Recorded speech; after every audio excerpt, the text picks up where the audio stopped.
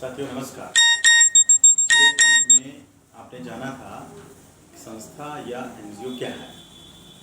इस वीडियो में आप लोग जानेंगे कि यदि किसी व्यक्ति को कोई संस्था या एनजीओ बनाना है या रजिस्टर्ड करना है तो उसका तरीका क्या होगा।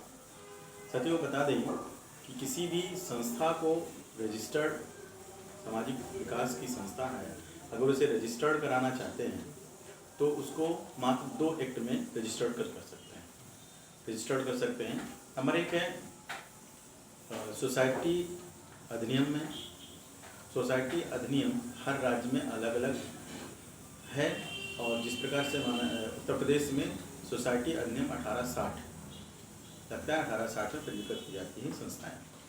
दूसरा है कि संस्था को हम ट्रस्ट एक्ट यानी इंडियन ट्रस्ट एक्ट 1882 में भी रजिस्टर कर सकते हैं।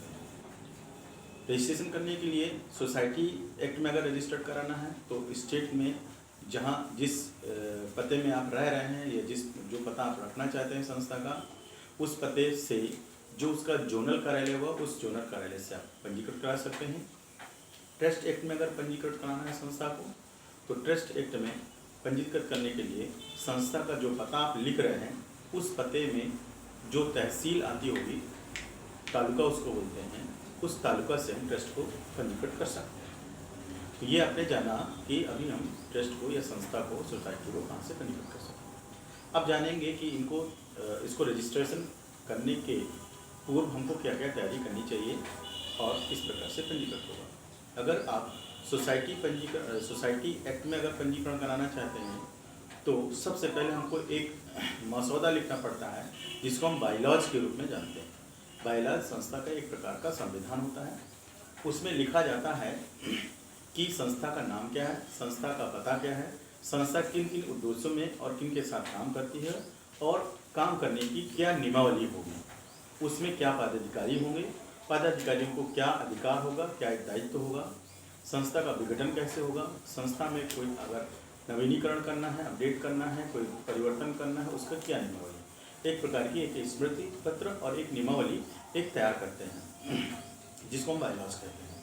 उस बायलॉज को लेकर और उतने लोग सोसाइटी कार्यालय में जाकर अपनी बात रखेंगे और वहाँ से उस संस्था को हम रजिस्ट्रेशन कराने के लिए आवेदन करेंगे। आज की डेट में इस रजिस्ट्रेशन के लिए हमें ऑनलाइन सोसाइटी का ऑनलाइन की वेबसाइट में जाना है। ऑनलाइन में भी हम आवेदन कर सकते हैं। आवेदन के पश्चात हमको सोसाइटी कार्यालय में जाकर संबंधित दस्तावेज दिखाने हैं, वेरीफाई करानी है। वेरीफाई करने के बाद एक समयावधि पश्चात सोसाइटी कार्यालय हमको एक प्रमाण पत्र उपलब्ध कर देता है जो इस बात का सच होगा कि आपकी यह संस्था पंजीकृत हो चुकी है और यह संस्था स्मृति पत्र और नियमावली के आधार पर अपने क्षेत्र में काम कर सकती है। तो ये था कि एक सोसाइटी कैसे पंजीकृत कराएंगे। यदि आप ट्रस्ट पंजीकृत कराना चाहते हैं तो ट्रस्ट को भी पंजीकृत करने के लिए जिस प्रकार से हमने सोसाइटी पंजीकरण के लिए हमने बायलॉज तैयार किया है जिसमें उद्देश्य और नियमावली लिखी होती है, ठीक उसी प्रकार से ट्रस्ट को पंजीकरण कराने के लिए हमको एक ट्रस्ट डीड बोलते हैं जिसे न्याय घोषणा पत्र कहते हैं। उस घोषणा पत्र में लिखा होता है कि हमारे कितने न्यासी होंगे, क्या मैनेजमेंट होगा, क्या नियमावली होगी, क्या संस्था का उद्देश्य होगा, कौन कौन इसमें साक्षीकार होंगे। इस प्रकार का हमें एक मसौदा तैयार करना पड़ता है जिसको हम ट्रस्ट डीड कहते हैं। ट्रस्ट डीड अगर चैरिटेबल संस्था है आपकी तो चैरिटेबल संस्था में कम से कम 3 ट्रस्टी का होना जरूरी है जो पंजीकृत के दौरान उनका रहना पड़ेगा और वही नाम ट्रस्ट डीड में लिख ही जाएगा। इसके बाद आप चाहें प्रबंधन समिति को वहाँ पर एक लिस्टेड कर सकते हैं, उसमें नाम शो करने की जरूरत नहीं होती। इस प्रकार से आप ट्रस्ट डीड बनाएंगे। ट्रस्ट डीड बनाने के बाद वो ट्रस्टी जितने आपने तय किए होंगे 1 2 3 ट्रस्टी होंगे। 3 ट्रस्टी का 3 ट्रस्टी और वो बायलॉज ले जाकर और ट्रस्ट को रजिस्टर कराने के दौरान आपको 2 गवाहों की जरूरत पड़ती है। तो ट्रस्टी और ये बायलॉज जिसे हम घोषणा पत्र कहते हैं या ट्रस्ट डीड कहते हैं, ट्रस्ट डीड और 2 गवाहों का डिटेल पूरा ट्रस्ट के या सरकारी निबंधन कार्यालय की वेबसाइट में जाकर ऑनलाइन आवेदन करेंगे। ऑनलाइन आवेदन में ही शुल्क भी काट सकते हैं, शुल्क भी जमा कर सकते हैं ऑनलाइन। इसका ऑनलाइन की प्रिंट आउट लेके और जो आपने ट्रस्ट डीड बनाया, ट्रस्ट डीड और ट्रस्टी और 2 गवाह सब मिलकर आप संबंधित तालुका या जहाँ पर निबंधन कार्यालय, जहाँ पर हम जमीन की जमीन की रजिस्ट्री कराते हैं, उस कार्यालय में जाके आप प्रस्तुत होंगे। एक जो तारीख वहाँ से नियुक्त की गई उस तारीख और समय में प्रस्तुत होंगे।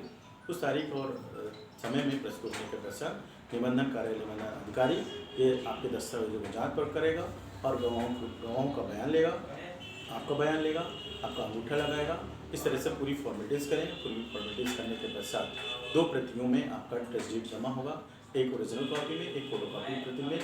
दोनों कॉपी आपकी जमा कर ली जाएगी। इसके पश्चात 1 या 2 दिन बाद आपको ओरिजिनल प्रमाण पत्र आपको ट्रस्ट कार्यालय से आपको मिल जाएगा। इस प्रकार समझाएंगे कि ट्रस्ट या सोसाइटी को कैसे हम पंजीकृत करते हैं। धन्यवाद।